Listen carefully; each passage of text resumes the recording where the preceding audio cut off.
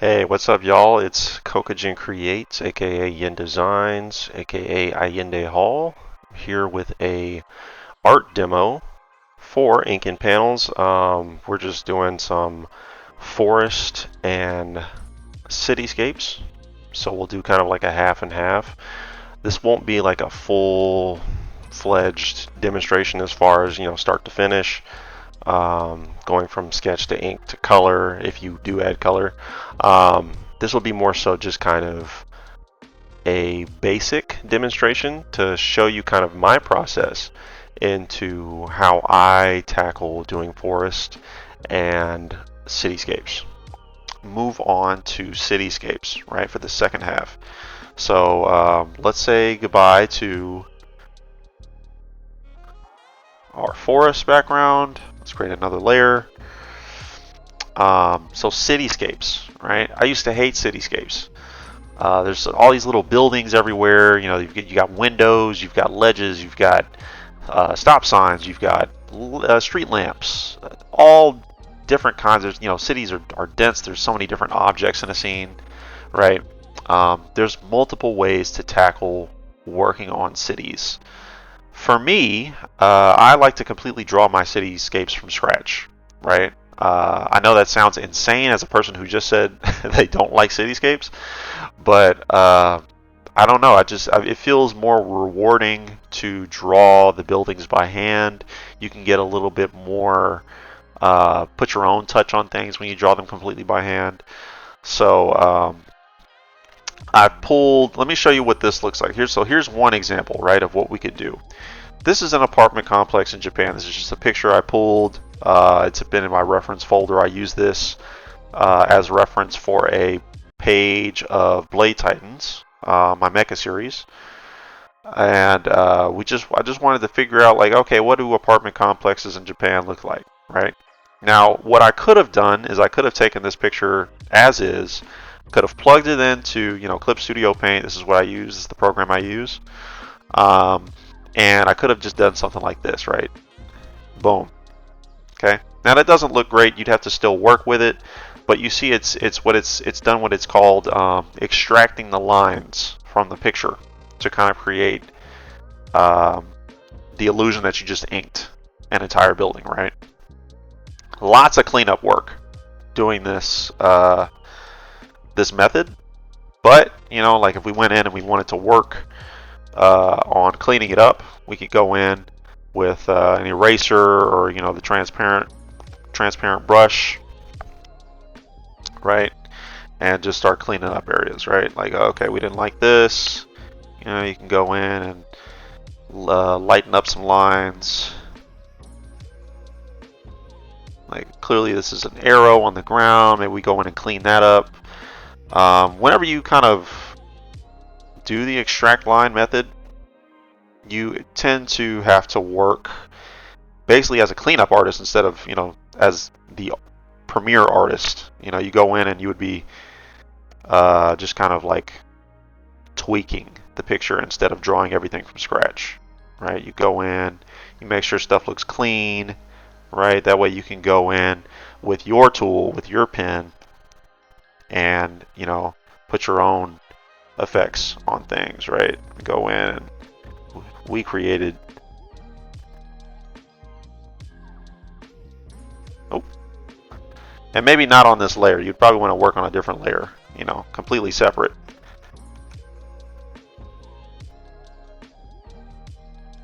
Let's go back to where it was clean. There we go. So you would want to make another layer, right? You go in and do stuff like that. Maybe this traffic cone, right? We got. Oop, that's a huge eraser. Let's fix that. It's going to be like 70. Alright, so maybe we go back to that layer, clean it up a little bit. We're like, oh, we don't like the way that cone looks. It looks like it's, there's no real outline. So we go in to our layer and we would fix that, right? Go in with our tool, fix that.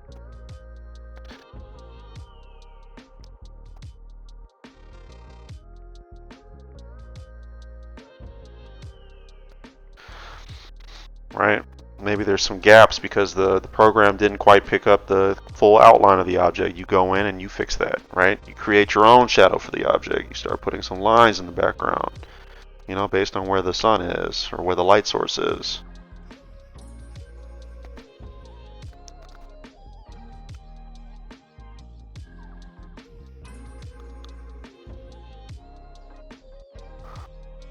And you could add some shadows to the cone itself, right? Like this is a little thick.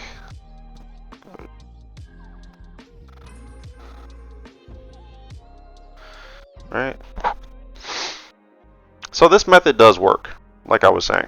But again, you run into that that problem where, you know, people own these images, right? So if you just go in and plug and play, you might end up with some legal issues, right? Oh, you know, I own this picture. I see that you used it for your comic.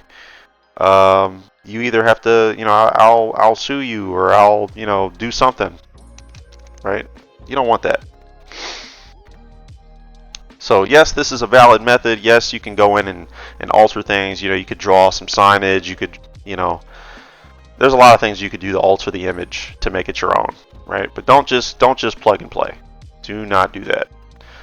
So I've got some examples of, you know, from Blade Titans. Speaking of Blade Titans, that's where I have the most, like, the heaviest cityscape work so far out of the series that I work on. So these were all drawn by scratch, right? I went and I looked at buildings, and, you know, you don't have to. Again, this is the illusion of detail, right? Now, that being said, cityscapes do require, you know, a little bit more detail than, say, like a forest background, right? You got all these buildings, you've got your glass, you know, you've got your all these windows and, you know, lights and whatnot. So what I did, and this is again going back to that, you know, making sure that you create the illusion of detail, right? Nobody's going to look and zoom in, you know, all the way in the background. Let's zoom in. Look at this. It looks like chicken scratch when you zoom in real close, don't it? But from far away, it looks pretty good, right? It gives the illusion that, oh, there's like some buildings back there. There's some lights. You know, there's some a densely populated area, right? So that's page 1, right? Let's go to page 2. The illusion of detail. Once again, on the first panel here, right? All my people are literally just silhouettes, right? I'm not going to zoom all the way in and draw a coat and pants and a hat on a character, draw every strand of hair. There's no point in doing all of that, right? When you read a comic or a manga, you know, people don't spend a lot of time looking at the artwork when it's something like a background, right? As much work as you put into the background, they're going to spend maybe a minute looking at it in detail, if that, right? People can read manga in 15 minutes. That's 200 something pages, and, you know, there may be backgrounds just like this, and they may have spent 10 seconds looking at it, right? So don't feel the need to go overboard with the detail. The illusion of detail, I'm going to just keep reiterating that is your number one priority when drawing these backgrounds.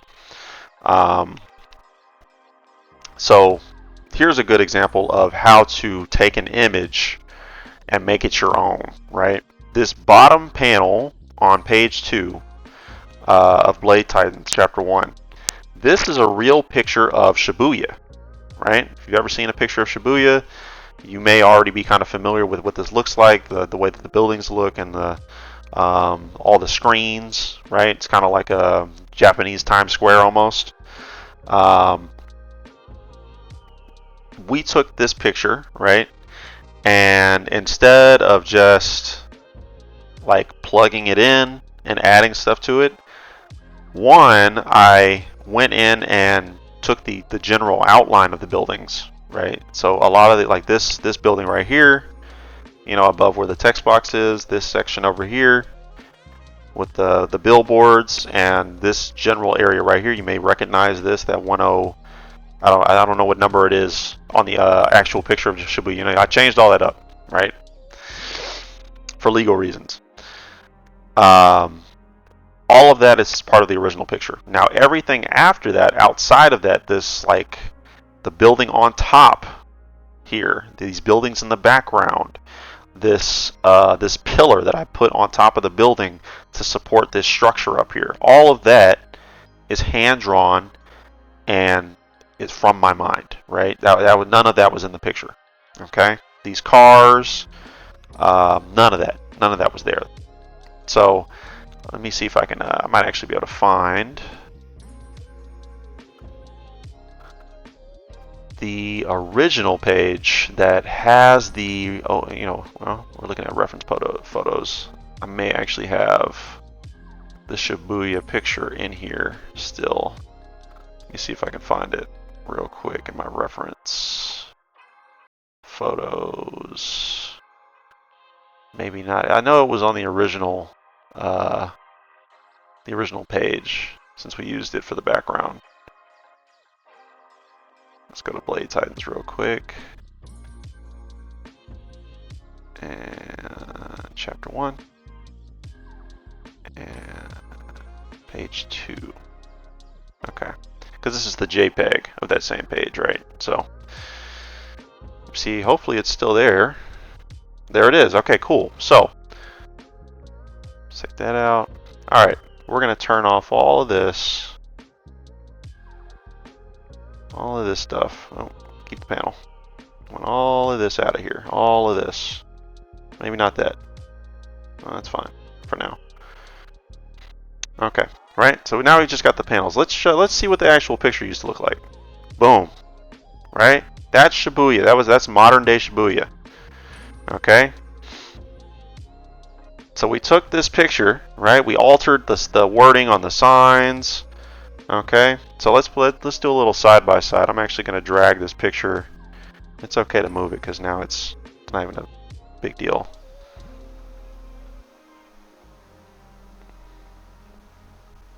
So let's move that. Let's turn the opacity up.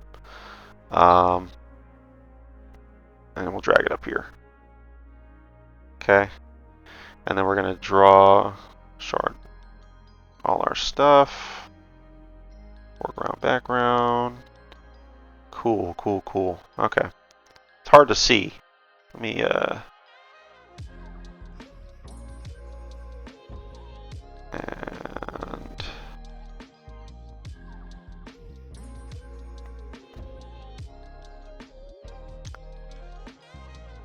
go to maybe frame 1 and fill.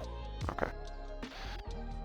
Shibuya. We're going to drag Shibuya up to the top real quick so that way there's nothing in front of it. Okay. And then maybe we'll... Alright, so you can kind of see, right? This is a good comparison. Maybe shrink it down a little bit. Alright, cool. Right? So the original picture we had like a sky, you know, there's nothing in the background. This is modern day Shibuya, you know. At least within the last like decade. And then if we go to what we did down here, right? Instead of this billboard, this normal billboard, we made it an actual screen. It's been cracked. You know, we've got another billboard over here that's also a screen. Well, like I said, we changed the lettering on these billboards. We added the pillar, all this stuff in the background. We basically took the existing picture, the buildings that were already there. You see I made this poster like it's been there since it was originally there, but it's been torn down and nobody came to fix it. You know, all of that is like, that's what adds your own flavor to a reference picture, right? You can tell that it's Shibuya, but it doesn't look exactly like the photo, right? So that's a good example of like using a reference photo, but not like just plugging and playing, right? You went in and altered a ton of stuff, and now it doesn't even really look like the original photo at all. Okay, so we're gonna not save that, obviously. cool. Okay.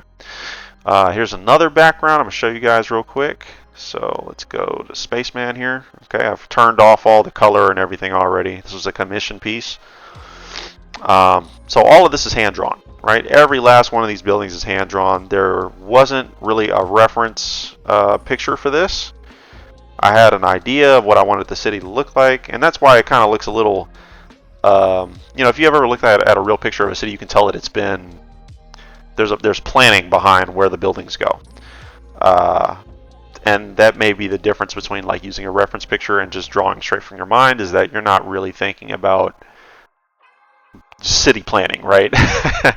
So you've got all of these buildings, and they may not exactly make sense. But again, illusion of detail, right? You can tell that it's a city, and that's all that really matters at the end of the day. So this is an example where, like I was telling you guys earlier, you should make your lines smaller as they get further into the background. I did not do that on this piece, right? This is an older piece. I didn't do that here, and because of that, you can tell that there's not really a whole lot of depth to, you know, you get the gist a little bit of depth. Like you get the illusion of depth a little bit, but it's a little flat, right? Because the line width stays kind of the same all the way into the background.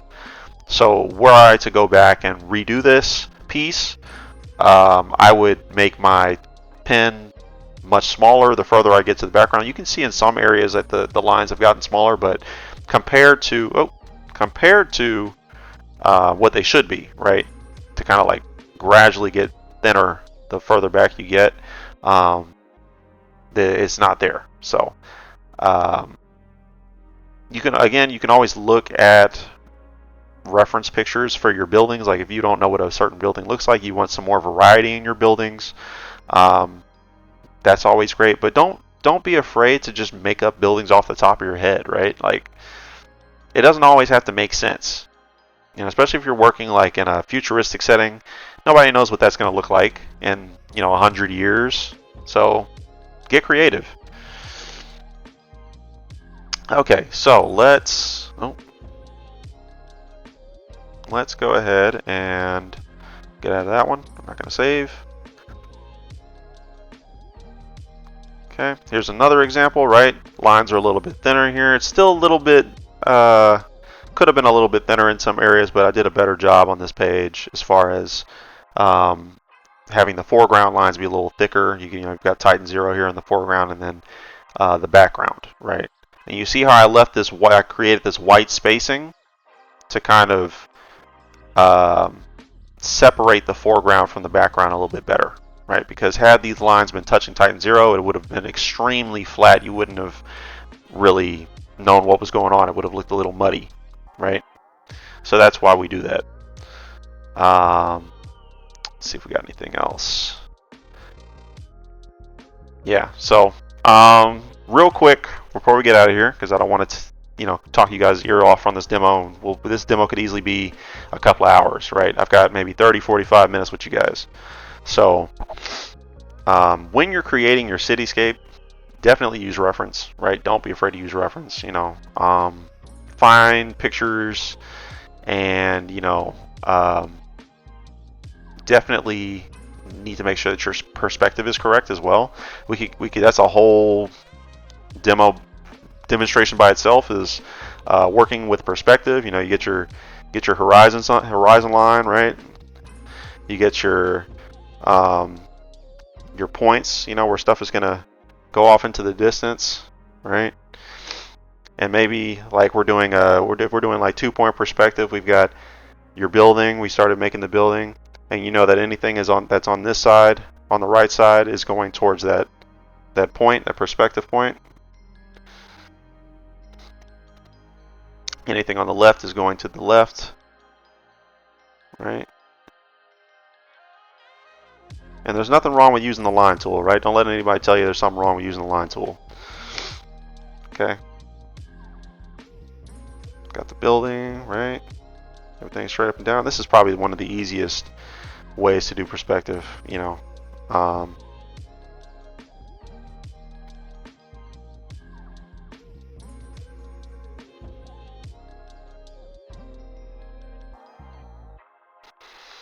can go in and, erase your overlap, right?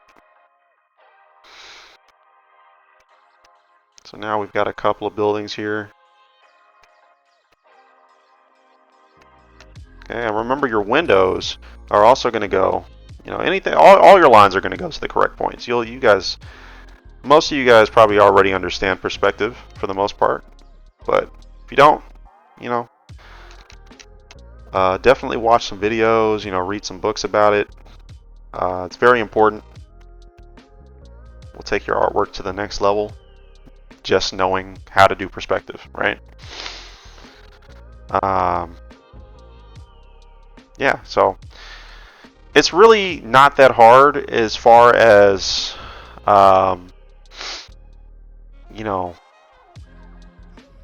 trying to make your backgrounds look somewhat realistic, right? You put as much or as little detail as you want into it. And your cityscapes really just need to look, the further you get into the background, start making those little lines, right? Start making those, here we go. Like I got a couple of buildings like this, right? It's shapes at the end of the day. The further back you get, right? As long as it makes sense and looks believable, that's all that matters.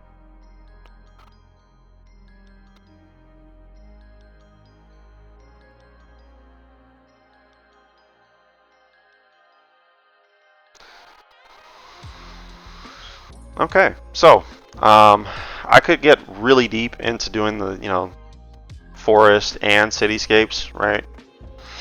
But you've got your forest here. Let's recap, right? With forest, it's the illusion of detail, right? You can use a mix of the tools that are in your program and hand drawing aspects of the background. You want to make sure that your lines in the foreground are thicker than your lines in the background. They need to gradually get skinnier and taper off, right? We didn't even go over this in the demo, but you can also, if you have your foreground, right, you keep the opacity at 100. The further things on the background, because if you've ever been somewhere in real life, you notice that there is a natural haze to things that are in the distance, right? Things kind of seem a little washed out compared to stuff that's right in front of you. So what you could do is if you've got your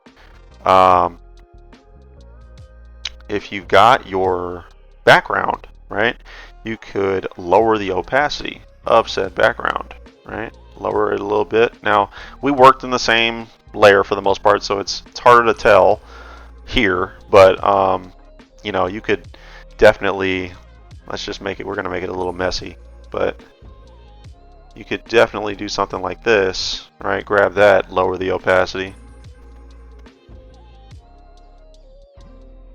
Okay, let's cut